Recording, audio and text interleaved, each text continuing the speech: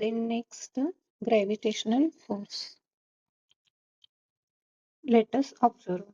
Take a ball and throw it vertically upwards. Does it come down? एक ball घ्यायचा आणि तो वरच्या दिशेने फेकायचा तर तो खाली येणार आहे का? Then yes. हो. Now throw it again, but this time harder.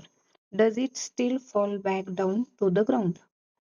नंतर अजून एकदा तो बॉल फेकायचा आहे, फक्त जास्त जोर लावून फेकायचा आहे, तर तो येणार परत तो खाली पडणार आहे का? तर येस, तो परत खाली येणार आहे. Think about different situation around you where any object thrown up in any direction finally falls or comes back to the ground or floor. म्हणजे अशा वेगवेगळ्या सिच्युएशन ऑब्झर्व करायच्या की ज्यामध्ये आपण ऑब्जेक्ट काय करणार आहे, वरती फेकणार आहे, तरी पण ते ऑब्जेक्ट काय होणार आहे, खाली ग्राउंड कडे येणार आहे. आता इथं पहिली एक सिच्युएशन दिलेली आहे, याच्यामध्ये एक ऑब्जेक्ट आहे, तो वरून डायरेक्ट खाली सोडलाय, तर तो कुठं आलाय, परत ग्राउंड कडे आलाय. इथं प्लांट आहे, आता याच्यावरचं फ्रूट आहे, ते ग्राउंड वरती पोलते, पडते. नंतर ही मुलगी हिनं जंप केली वरून, जंप घेतली तर ती खाली ग्राउंड कडे झाली. हा जो बॉल आहे याच्या जाळ्यामध्ये टाकल्यानंतर तो खाली पडणार आहे.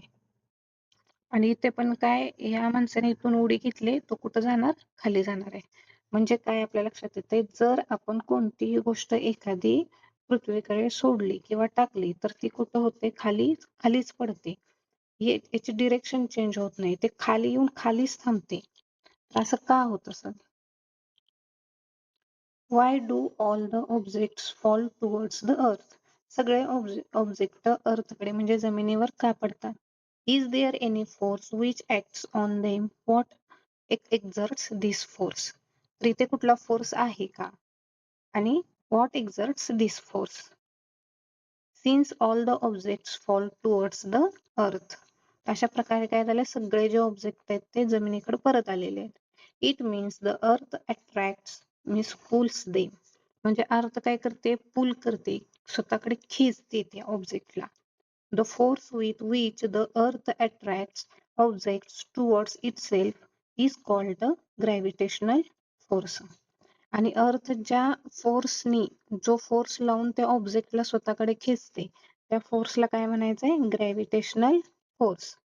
The gravitational force exerted by earth is called the force of gravity or simply gravity.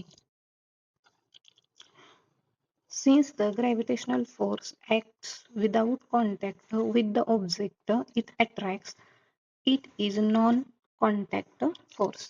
आता ग्रॅव्हिटेशनल फोर्स जो आहे, इथे जमिनीवरती जो ऑब्जेक्ट जे खेचून घेतला जातो, तर जमिनीचा आणि ऑब्जेक्टचा डायरेक्ट कॉन्टॅक्ट होत नाही, त्यामुळे या फोर्सला काय म्हणायचं, नॉन कॉन्टॅक्ट फोर्स.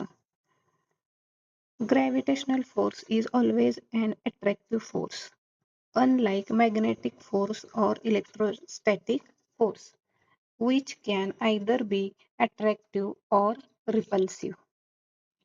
आता ग्रॅव्हिटेशनल फोर्स जो आहे हा फक्त अट्रॅक्टिव्ह फोर्स आहे, तो मॅग्नेटिक आणि इलेक्ट्रोस्टॅटिक फोर्स सारखा नाही. मॅग्नेटिक आणि इलेक्ट्रोस्टॅटिक फोर्स कसे आहेत, अट्रॅक्टिव्ह पण आहेत आणि रिपल्सिव्ह पण आहेत.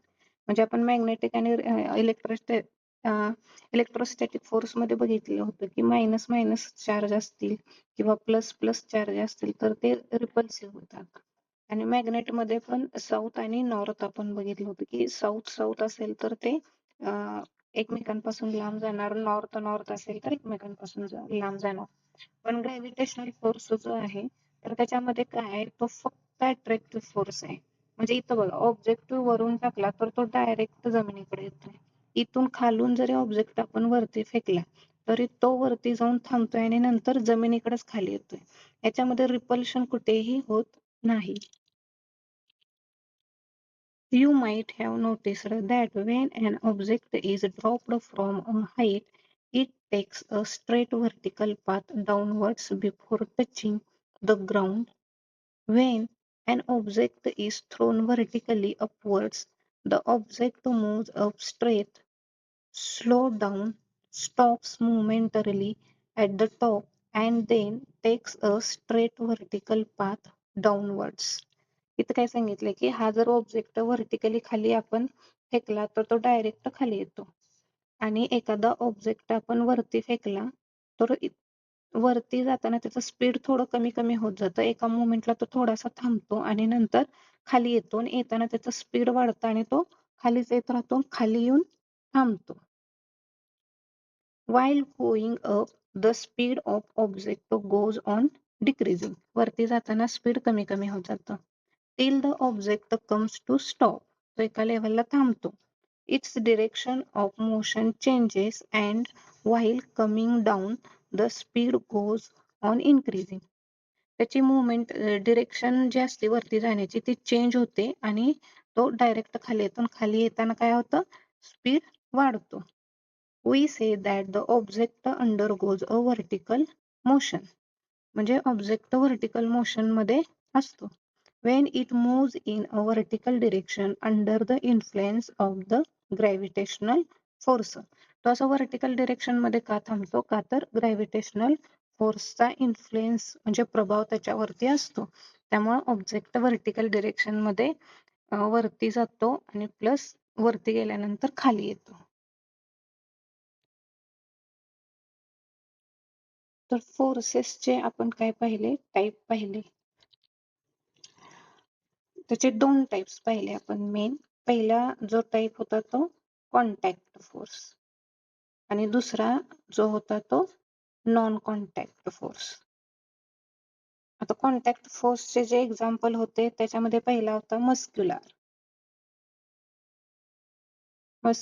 फोर्स, आणि दुसरा होता फ्रिक्शन फोर्स. आणि नॉन कॉन्टॅक्ट मध्ये पहिला आहे तो मॅग्नेटिक फोर्स, सेकंड होता इलेक्ट्रोस्टॅटिक फोर्स,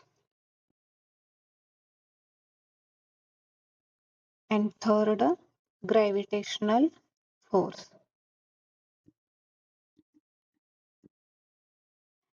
तर फोर्सचे हे टाइप आहेत.